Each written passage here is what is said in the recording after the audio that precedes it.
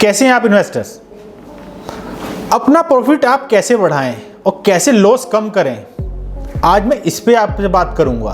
Particular stock लेके नहीं आया हूं आपके लिए मैं, इसलिए वीडियो को पूरा देखें अंत तक।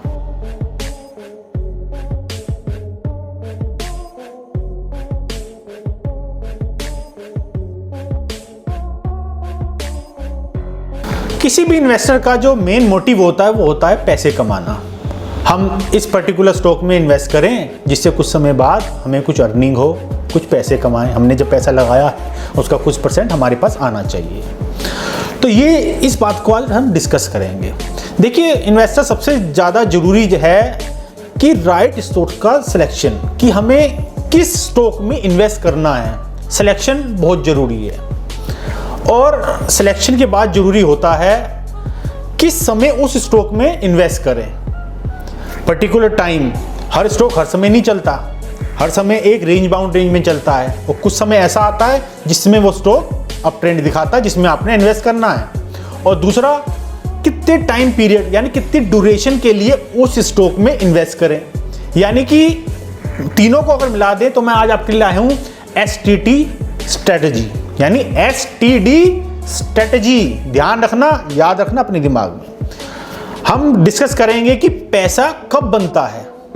उसके लिए आपको सबसे पहले किसी भी स्टॉक का फंडामेंटल प्लस टेक्निकल एस्पेक्ट मर्ज करना है, और इजिकल टू जो आता है मनी आता है, यानी कि पैसा। क्या आता है? पैसा, जो कि किसी भी इन्वेस्टर का सबसे मेन मोटिव होता है।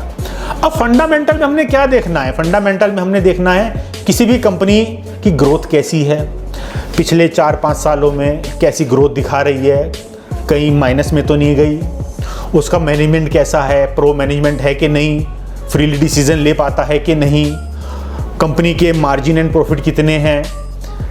4-5 साल से ये स्टडी करने हैं कि इसके मार्जिन लगातार बढ़ रहे हैं कि नहीं बढ़ रहे, कंपनी रिसर्च एंड डेवलपमेंट में कुछ खर्च कर रही है कि नहीं, इनोवेशन कर रही है कि नहीं, कि वही पुरानी मशीनें हैं, कुछ मशीनें नई लाई है कि नहीं, नई नई कंपनियों के साथ टाई अप कर रही है कि नहीं, एक्विजिशन हो रहा है या नहीं। तो ये सब बातें हमें अपने दिमाग में रखनी पड़ेंगी इन्वेस्टमेंट करने से पहले। और कंपनी का जो न्यू एरिया और फॉर इन्वेस्टमेंट, यानी कि न्यू एरिया में इन्वेस्टमेंट कर रही है क्या नहीं। तो ये सारी बातें आपके जहन में होनी चाहिए अगर आप पैसा कमाना चाहते हैं कि नहीं। हाँ, अब ये देखेंगे कि कंपनी का ROE कितना है, यानी कि वो स्टॉक में जिसने भी इन्वेस्ट किया है रिटर्न ऑफ इक्विटी दे रहा है कि नहीं। अगर बढ़िया रिटर्न ऑफ इक्विटी दे रहा है तो वो स्टॉक बहुत बढ़िया है। EPS कितना है। कुछ कंपनियां IPO ला रही हैं, तो IPO में भी जब वो पैसा मार्केट से उठा रही हैं तो खर्च कहाँ कर रही हैं? कहीं अपनी उधारी में तो खर्च नहीं कर रही। तो इससे क्या फ़ायदा होगा? पैसा आपसे लेके अपनी उधारी में लगा रही हैं। ये ध्यान रखना, अगर IPO ला रही हैं तो वो पैसा उनके इन्वेस्टमेंट आगे उनको करना पड़ेगा, यानी कि एक्सपेंशन में खर्च करना पड़ेगा। ये सब बातें आप ध्यान रखना, ये फंडामेंटल में ये सब बातें देखना। दूसरी, अगर हम बात करते हैं कि टेक्निकल एस्पेक्ट में क्या देखना चाहिए, टेक्निकल एस्पेक्ट में हमें देखना चाहिए कि स्टॉक किस लेवल पर ट्रेड कर रहा है, इसका जो टेक्निकल सपोर्ट कहाँ बन रहा है।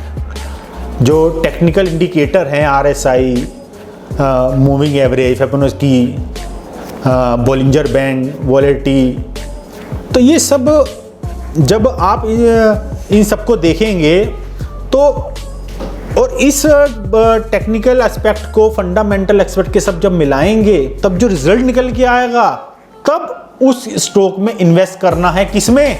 STD, यानी कि right stock selection, right time and right duration. अगर आप इस STD का ध्यान रखेंगे तो आप मैक्सिमम प्रॉफिट कमा सकेंगे। देखिए, मैं फॉर एग्जांपल आपको बताता हूँ। आपकी घर पे मम्मी है, वो खाना बनाती है, मिक्स सब्जी बनाओ, ये भी डाला, ये भी डाला, ये भी डाला, सब मसाले डाले, बढ़िया सा आपके आगे सर्व कर दिया। अगर आप एक ही चीज़ देखेंगे तो स्टॉक का सिलेक्शन नहीं हो पाएगा, आपको डाइवर्सिफाइड बनना पड़ेगा। जब सब चीज़ें देखेंगे तब किसी पर्टिकुलर स्टॉक में इन्वेस्ट करें और बेहतर रिटर्न पाएं। Thank you.